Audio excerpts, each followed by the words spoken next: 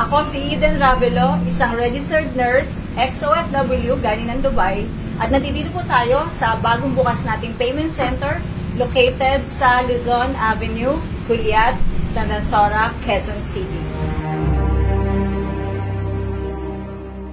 Ang negosyo ay isang uri ng hanap buhay na kung saan habang kumikita ka, ay nakakatulong ka pa sa community. Sa panahon ngayon, mahirap talaga kumita ng pera. At lalo na kung iisipin mo kung paano kikita. Kaya ngayon, naisip ko magnegosyo dahil ito naman ay para sa akin at para sa mga anak ko.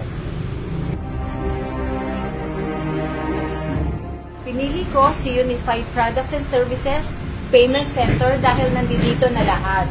Katulad ng e-loading, ang ating bills payment na kung saan partner po natin si Bayad Center.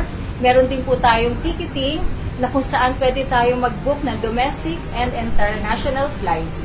Meron din po tayong accident insurance at marami pa pong iba. Convenient at maganda, ibig sabihin all-in-one shop na siya. Sa panahon ngayon, mahirap na talaga kung iisa lang ang source of income mo. Kaya kinakailangan natin ng extra income or extra negosyo. Kahit meron kang stable job, no, kahit estudyante ka or may bahay, no, pwedeng-pwede na gumawa ka ng paraan para magkaroon ng extra income. Sa mga ex-OFW dyan na katulad ko, bakit hindi nyo subukan ng ating payment center, no? Pasimula as extra income. Muli, ako si Eden Ravelo na handang magsilbi sa inyong mga payment needs.